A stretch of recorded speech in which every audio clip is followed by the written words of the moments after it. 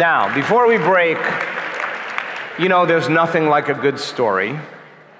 So I'm going to ask someone who had a really profound meditation and a few really good coherence healings to tell you what happened to him. What do you say?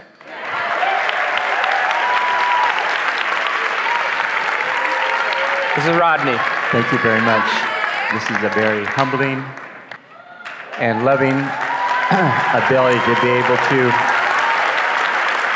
share these experiences with you. All my life I've been very active, city government, councilman, mayor, worked with international students for 25 years, traveled to other countries and helping them adapt when they came to our country, and just been very active. Then I became complacent after I retired. I'm also a chiropractor. Retired 7 years ago, became complacent. And what I see now is it took something to kick me in the butt to get me to the next stage. On February 4th of this year, I went in for an angiogram. I had been symptomatic for about 8 months, and the doctors didn't know what was going on. They finally figured out I had an AVM, a rare condition of the spinal cord. So I had the angiogram. I went home, I walked into my house, had something to eat, sat on the couch. 45 minutes later, I was completely paralyzed from the belly button down. Went back to the emergency room. The neurosurgeon that did the procedure had no clue on what happened. I'd never seen that happen before. 2 days later, I had a double laminectomy to diffuse the fistula that was on my 11th and 12th thoracic spinal cord. The doctor said there's no spinal injury, there's no spinal stroke, and gave me a 50-50 chance that I could be able to walk within the first year. He said if I didn't walk in the first year, it would go down to 10%. So this is the 9th month now, and I'm here.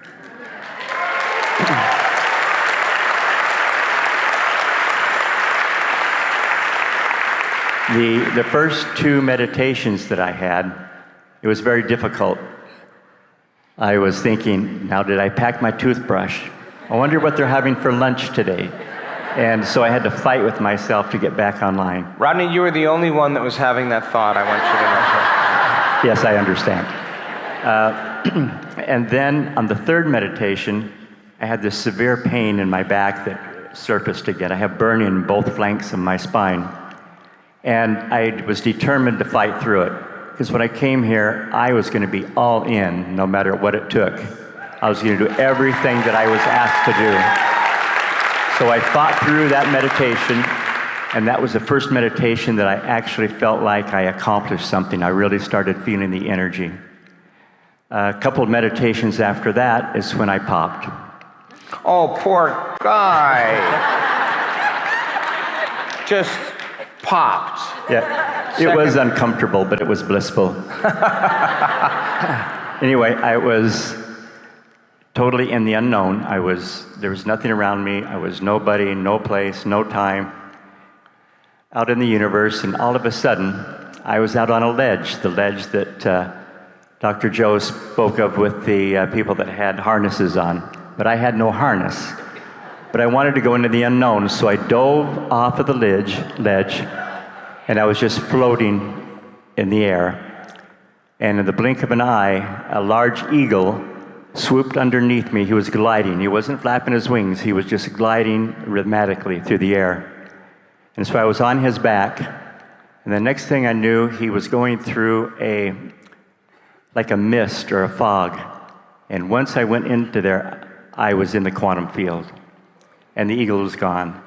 And at that time, I had like a ball of energy or heat inside of my abdomen that exploded, and I broke out into a complete perspiration from head to toe, and I was burning up. And it was like I wanted to get out of it. Of course, I learned later I should have just relaxed and went through it. You're a virgin, don't worry. It's excusable. And at that time, I opened my eyes because I thought, well, that would help. I'd stop shaking and I would be able to relax. No, it didn't work. I was still in the meditation with my eyes open, and it took a little while for me to calm back down. And then once I did, then I could reflect back on the blissfulness and the unconditional love that I felt when I was in that quantum field. Today was the first real meditation that I was able to get into in the walking meditation. The first one I was freezing. Today I was laying on my back. I was looking up at the sky. My eyes were closed, but I was seeing the clouds float by. And there was an angelic being that came right in front of me, about 10 feet off the ground. Didn't say a word, but what was reflected with me was, keep doing what you're doing. You're almost there.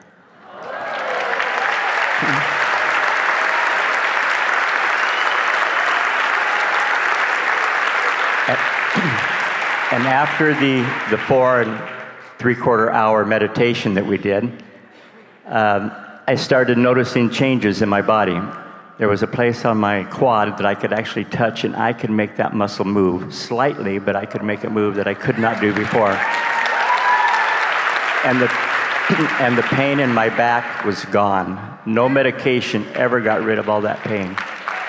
All right, I want you to say that again. I want you to tell them the severity of pain you had before you came, all the drugs and stuff you did to try to take it away, and how, if they were effective or ineffective, and then what happened in terms of your pain after that experience. I was taking 2 different painkillers 3 times a day, and then I had oxycodone as needed.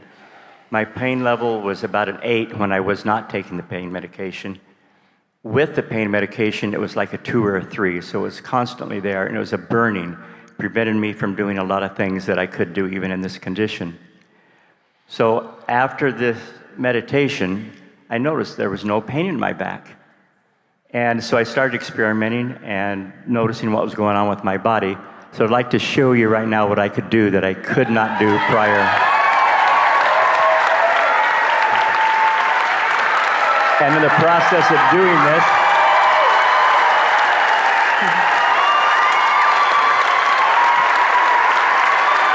I can actually start wiggling my left leg, even though it's only about a 1/4 of an inch. It started. And this process has been miraculous. Not only because of what Dr. Joe is teaching us, but because of all of you and the energy and love that you've portrayed towards me.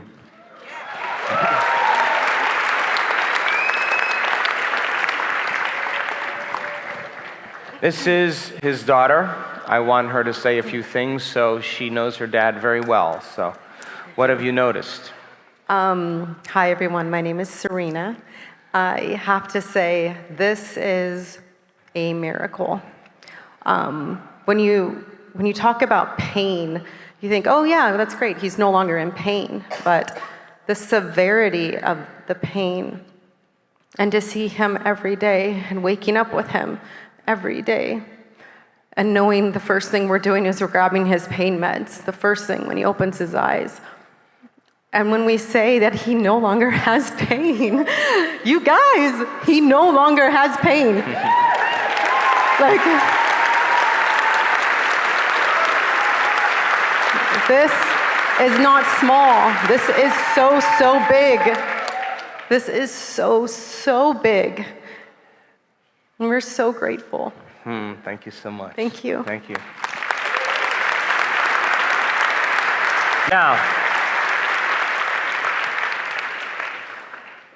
Rodney probably wasn't hanging out at the New Age bookstore a whole lot in his life. He doesn't seem like the type of guy that's maybe into beings on the other side, whatever.